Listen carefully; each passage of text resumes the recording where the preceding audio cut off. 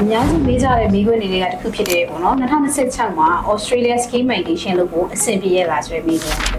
တချို့ကလည်းလွယ်တယ်လို့ပြောကြတယ်တချို့ကလည်းရမ်းခက်တယ်လို့ပြောကြတယ်တချို့ကလည်းမဖြစ်နိုင်ဘူးဆိုပြီးပြောကြတယ်ပေါ့နော်ဒီနေ့မှာတော့တိတိကျကျလေးရှင်းပြပေးသွားမှာဖြစ်ပါတယ်ဟုတ်ပါတယ်ဒီတစ်ခါမှာတော့ visa အကြောင်းဆိုတာတဲ့ professional အနေနဲ့ blue planning လုပ်ရမယ်ဘာတွေကိုသတိထားတင်လဲဆိုတာကိုတေချာအသေးစိတ်ပြပြပေးသွားမှာပါဘာလို့လူတွေက ski migration ကိုခက်တယ်လို့ထင်နေရလဲပေါ့နော်မြန်မာလူမျိုးတွေအနေနဲ့ရောစူးစမ်းရင်မဖြစ်နိုင်ဘူးလားဆိုတာregion တွေကတော့အမျိုးမျိုးပါပဲတချို့လောက်ကင်တွေကကြလဲ invitation chance နေရပါတော့တခြားအနေနဲ့ဆိုလို့ရှိရင် point လိုအပ်ချက်များတာတွေအပြင်ကိုယ့်အနေနဲ့ပေါ့နှစ်ချီပြီးတော့လှုပ်ဆောင်ရတဲ့ process တွေကြောင့်လဲ migration ကခက်တယ်လို့ပို့ပြီးတော့ကြတော့ထင်နေကြတာပါမြန်မာ passport တွေနဲ့ဆိုမရဘူးဆိုတဲ့ကိစ္စကလေးပေါ့နော်ဒါအမြင့်ဆွဲနေတဲ့ပြဿနာပါတကယ်တမ်းတော့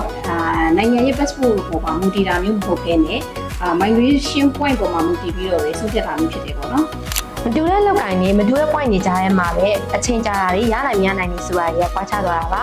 ဒါဆိုဒီ2026ရဲ့ပေါ့နော်တကယ် reality ကဘာများဖြစ်မလဲတကယ်တမ်းက ski migration ကဖြစ်နိုင်တဲ့လမ်းကြောင်းမှာမြန်မာ passport ကင်ထားတဲ့ professional တွေအတွက်တရားဝင်လက်ခံထားတဲ့နည်းလမ်းတွေကတစ်ခုလည်းဖြစ်ပါတယ်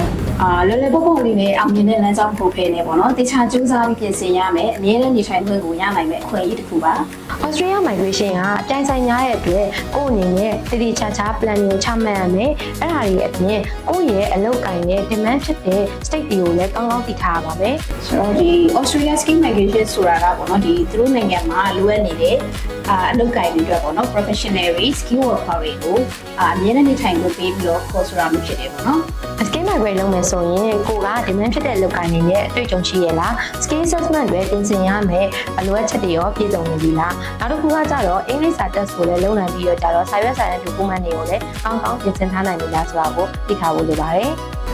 မှတ်ထားရမှာကပေါ့နော်ဒီ Australia Ski Migration ဆိုတာကအခြေယူရတဲ့လမ်းကြောင်းတစ်ခုဖြစ်တယ်ပေါ့နော်အင်္ဂလိပ်စာရလက်တွေလည်းရှိထားဖို့လိုတယ်ကိုနဲ့အတူတူပေါ့နော်ပြန်လျှောက်တဲ့ ski professional တွေလည်းရှိနေရလို့ဖြစ်တယ်ပေါ့နော်ဆိုတော့သူများထက်ရှေ့ရောက်နေအောင်ဘယ်လိုလုပ်ကြမလဲဒီလိုပြောရမယ်ဆိုရင် ski migration က visa လိုချင်တဲ့ဆိုပြီးလိုလဲပို့ဖို့တော့ရောက်လျှောက်ထားလို့ရရဲ့ single application ကိုမဟုတ်ပါဘူးတိကျမှန်ကန်တဲ့လမ်းကြောင်းကိုရွေးချယ်ပြီးတော့စနစ်တကျပြင်ဆင်ဆောင်ရွက်ဖို့လိုပါတယ်option 1အနေနဲ့ပေါ့နော် visa ပတ်ဝန်းကျင်ကိုတိကျရွေးချယ်ထားပါဝိုင်းနိုင်ငံ visa တစ်ခုတည်းမဟုတ်ဘဲနဲ့ပေါ့နော်190491စတဲ့ပတ်ဝန်းကျင်ကိုလည်းထည့်သွင်းစဉ်းစားထားလို့ရပါတယ် option 2ကတော့စောစောကြိုပြီးပြင်ဆင်တာပါလုပ်ပြသေးခင်ကလေးကအင်္ဂလိပ်စာပြင်ဆင်တာလုပ်သက်တွေ့ကြုံစုဆောင်းတာတွေကိုပြုလုပ်ထားဖို့လိုအပ်ပါတယ်ဒါဆိုစောစောစီးစီးပြင်ဆင်ထားတာကကိုယ့်အတွက်မှတခါပါစီမှာပေါ့နော်ဟုတ်ပါတယ် ski migration လမ်းကြောင်းက plan တခြားဆွဲရတဲ့သူတွေအတွက်အောင်မြင်မဲ့ပန်းနိုင်ပါဆိုတော့ ski migration စလုပ်တော့မယ်ဆိုလို့ရှိရင်ဘယ်လိုရာတွေကိုသတိထားကြလဲစလုပ်ဖို့ပြင်ဆင်နေတဲ့အချိန်ပေါ့နော်ပြီးလို့ရှိရင်လုပ်နေစိတ်ခါလာတွေမှာဖြစ်လာနိုင်တဲ့ risk တွေရောဘာတွေဖြစ်မလဲrisk တွေကတော့ serious ဖြစ်တဲ့ထင်မှာတော့ပါတယ်ပေါ့နော်အချိန်ကြီးစွမ်းနေရင်လည်း H point ရင်မရတော့အပြင်ပေါ့နော် process အမှားကြီးပေါ်မှာအချိန်ကြီးပြီးပြီးပတ်စံနေပိုးပုံတာ process pending တွေဖြစ်တာရဲ့ဖြစ်နိုင်ဘူးပေါ့နော်ဆိုတော့စတင်တွေကပေါ့နော်တခြားကျွမ်းကျင်တဲ့ migration lawyer migration agent အနေနဲ့အတူဆောင်ရွက်ဖို့ကိုအကြံပေးချင်ပါတယ်လူတော်များများကပေါ့နော် ski migration မှာအောင်မြင်ကြတာမဟုတ်ခဲ့နဲ့ပေါ့နော်အတိနောက်ကျနေကြတာပါ